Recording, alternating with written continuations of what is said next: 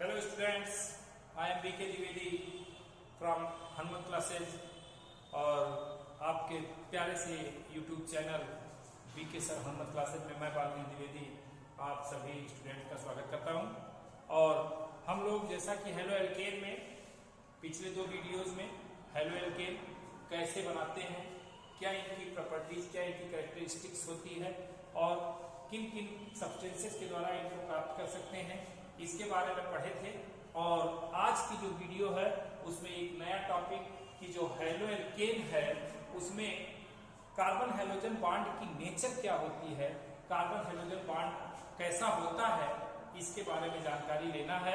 और आप सभी को इस बारे में तो जानकारी है ही कि हेलोजन एटम जो होता है वो इलेक्ट्रोनिगेटिव एटम होता है। पीरियड में सबसे ज्यादा इलेक्ट्रोनिगेटिविटी हाइड्रोजन एटम की होती है। पीरियड में सबसे ज्यादा इलेक्ट्रोनिगेटिविटी हाइड्रोजन एटम की होती है।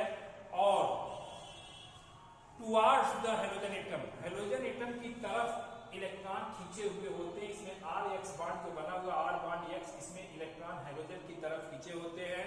और जब इस पर एक न्यूक्लियोफाइल नाभिक स्नेही अटैक करता है, अर्थात क्या होता है कि एल्किल हैलाइड जो होते हैं सब्स्टिट्यूशन रिएक्शन, नाभिक स्नेही प्रतिस्थापन अभिक्रिया करते हैं, नाभिक स्नेही प्रतिस्थापन अभिक्रिया करते हैं। जैसा कि देखिए एक लुईस बेस है और इस पर ये आकर के अटैक कर रहा है और यहाँ से ये हाइड्रोजन एटम जो हो रहा है रिप्लेस हो रहा है किसके द्वारा, न्यूक्लियोफाइल के द्वारा।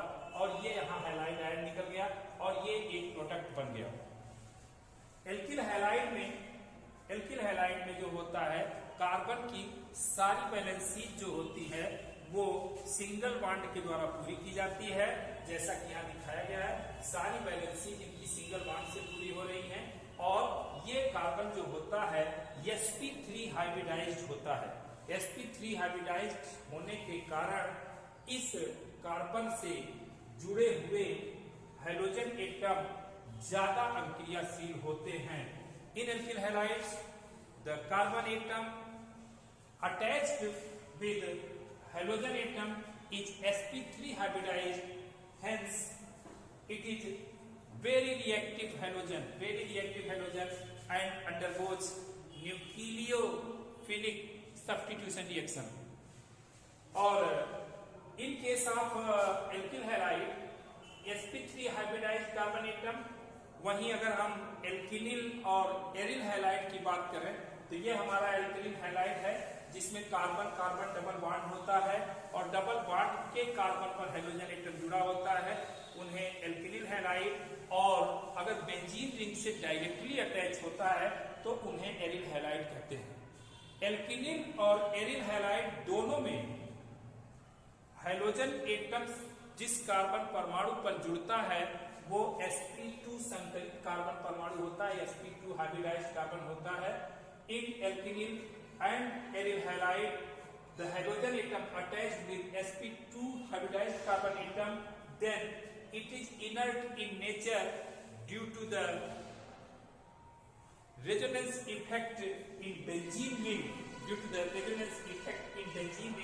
तो हमको पता चला कि alkyl halide sp3 hybridized carbon atom पर हाइड्रोजन परमाणु जुड़ा होता है, इस कारण ये बहुत अभिक्रियाशील होता है। और इसी नाते alkyl halide in comparison to alkylene halide and aryl halide it is more reactive means alkyl halide is more reactive than that of alkylene and aryl halide. अब बात आती है कि इनकी फिजिकल प्रॉपर्टीज क्या होती हैं और इनकी फिजिकल प्रॉपर्टीज के बारे में जब हम स्टडी करते हैं तो इनकी फिजिकल प्रॉपर्टीज में क्लोराइड, ब्रोमाइड और आयोडाइड तीनों बनते हैं। तो क्लोराइड में मेथिल एंड एथिल क्लोराइड जो हैं वो गैसेज हैं और रिमेनिंग हायर मेंबर्स जो हैं वो लिक्विड में आते हैं, वो हायर मेंबर लिक्विड में आते हैं। जबकि जब हम ब्रोमाइड की बात करते हैं तो ब्रोमाइड में मेथिल ब्रोमाइड गैस है और रिमेनिंग मेंबर क्या है, लिक्विड हैं। लेकिन जब हम एल्किल आयोडाइड की बात करते हैं तो एल्किल आयोडाइड के सारे मेंबर लिक्विड स्टेट में एग्जिस्ट करते हैं। और एल्किल हैलाइड जो हेलो एल्केन है वो insoluble in water but organic solvent में ये ज्यादा सॉल्युबल होते हैं, means soluble in organic solvent. और एल्किल क्लोराइड जो होते हैं वो वाटर की तुलना में हल्के होते हैं, और जो एल्किल ब्रोमाइड और एल्किल आयोडाइड होते हैं वो वाटर की तुलना में ज्यादा भारी होते हैं। ठीक, इतनी जानकारी के बाद अब आती है इसकी केमिकल प्रॉपर्टीज। और केमिकल प्रॉपर्टीज के बारे में आपने जैसा देखा कि ये न्यूक्लियोफिलिक सब्स्टिट्यूशन रिएक्शन शो करेंगे, न्यूक्लियोफिलिक सब्स्टिट्यूशन रिएक्शन शो करेंगे। इनकी रिएक्टिविटी जो है, आयोडाइड सबसे ज्यादा रिएक्टिव, इसके बाद ब्रोमाइड, इसके बाद क्लोराइड। तो इनकी जो है केमिकल प्रॉपर्टीज की स्टडी हम करेंगे और इसमें 1 बाय 1 करके हम लेते हैं। अब हम इनकी केमिकल प्रॉपर्टीज की स्टडी करेंगे, हेलोएल्केन्स की केमिकल प्रॉपर्टीज। और जैसा कि हमने आपको बताया कि ये न्यूक्लियोफिलिक सब्स्टिट्यूशन रिएक्शन नाभिक में ही प्रतिस्थापन क्रिया करते हैं, और इस रिएक्शन के रिस्पेक्ट में alkyl iodide is more reactive than that of alkyl bromide, is more reactive than that of alkyl chloride. अब इनकी कुछ रिएक्शंस जो है उनको हम सब्स्टिट्यूशन रिएक्शंस को पढ़ेंगे। जैसे reaction with moist silver oxide, moist silver oxide के साथ जब ये रिएक्शन करता है तो रिएक्शन करने के बाद क्या होता है, देखिए 2RH प्लस Ag2O H2O लिया, मॉइस्ट है इसलिए, और 2ROH प्लस 2AgX बनता है। इसकी जगह पर हम 2AgOH भी ले सकते हैं, AgOH moist form of silver oxide is known as silver hydroxide. और ये एल्कोहल बनके तैयार हो गया। क्या बनके तैयार हो गया? एल्कोहल। और ये क्या था? Alkyl halide. अगर इसी में R की जगह पर CH3 और X की जगह पर Br लें तो यहाँ CH3OH बनके तैयार होगा, C2H5 ले, C2H5Br तो C2H5OH बनके तैयार होगा। मींस R की जगह पर हम चेंज कर सकते हैं। दूसरी रिएक्शन बहुत इंपॉर्टेंट है, बोर्ड के पॉइंट ऑफ व्यू से बहुत ज्यादा आता है, और ये रिएक्शन क्या है? When alkyl halide heated with sodium alkoxide, then it forms dialkyl ether, and this reaction is known as Williamson's ether synthesis or Williamson's reaction। वह क्रिया जिसमें एल्किल हैलाइड सोडियम एल्कोक्साइड के साथ गर्म की जाती है, डाइएल्किल ईथर बनता है, और यह अभिक्रिया विलियमसन अभिक्रिया या विलियमसन संश्लेषण कहलाती है। इसके जगह पर अगर हम C2H5Br लें, C2H5Br plus NaO C2H5, then it gives C2H5O C2H5 plus NaBr। बहुत इंपॉर्टेंट क्वेश्चन है, कई बार पूछा गया है, how to form diethyl ether from ethyl bromide. तो ये आपका एथिल ब्रोमाइड है, ये आपका एथिल ब्रोमाइड, ये आपका सोडियम एथॉक्साइड, और ये आपका डाइएथिल ईथर बनके तैयार हो गया। और डाइएथिल ईथर बनाने की यह विधि विलियमसन अभिक्रिया या विलियमसन संश्लेषण के नाम से जानी जाती है। एक और प्रॉपर्टी इसकी, reaction with NaOH, alkyl halide sodium hydroxide के जलीय विलयन के साथ अभिक्रिया करके एल्कोहल बनाता है, primary alcohol. When alkyl halide reacted with aqueous solution of sodium hydroxide, then it form primary alcohol। अगर इसमें how to form ethyl alcohol from ethyl bromide, तो इसका एक example C2H5Br reacted with NaOH, then it form C2H5OH plus NaBr बनाता है, और ये आपका कंपाउंड जो है ये एथिल एल्कोहल बनके तैयार हो गया। बोर्ड का क्वेश्चन है, पूछा जाता है how to form ethyl alcohol from ethyl bromide, can give chemical equation only. तो उस क्वेश्चन का जवाब आप ये देंगे और आपको अवार्ड किया जाएगा पूरे के पूरे नंबर से।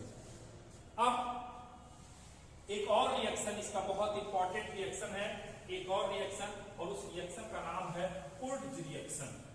उर्ज रिएक्शन में एल्किल हैलाइड के दो मॉलिक्यूल सोडियम मेटल के साथ ड्राई ईथर की प्रेजेंस में ड्राई ईथर की प्रेजेंस में गर्म किए जाते हैं और गर्म करने के उपरांत उनके दुगुनी कार्बन का एल्केन मिलता है, दुगुनी कार्बन का एल्केन मिलता है और यह रिएक्शन उर्ज रिएक्शन के नाम से जाना जाता है। और इस रिएक्शन का प्रयोग कार्बन चेन की लंबाई बढ़ाने के लिए किया जाता है। इस रिएक्शन का उपयोग कार्बन चेन की लंबाई बढ़ाने के लिए किया जाता है। ये देखिए, ये आपका एल्किल हैलाइड का एक मॉलिक्यूल एल्किल हैलाइड का दूसरा मॉलिक्यूल रिएक्ट किया, ये एल्केन बन के तैयार हो गया। इसके जगह पर अगर हम C2H5Br ले लें, C2H5Br प्लस 2Na, उल्टा करके लिखते हैं BrC2H5 और ड्राई ईथर की प्रेजेंस में इसको भी हीट करें, ड्राई ईथर की प्रेजेंस में जब हीट करेंगे तो C4H10, C2H5 दो बार C4H10 हो जाएगा और 2NaBr बन के तैयार हो जाएगा। ये उर्ज रिएक्शन है। उर्ज रिएक्शन की उपयोग जो है कार्बन चेन की लंबाई बढ़ाने के लिए किया जाता है।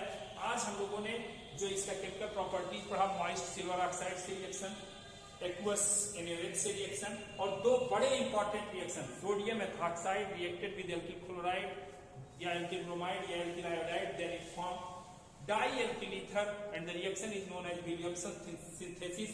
और अगर डाई एल्किल ईथर बनाना हो तो ये रिएक्शन आपके लिए ऊपर लिखा हुआ है, C2H5Br NaO C2H5 रिएक्ट कराएंगे बन जाएगा।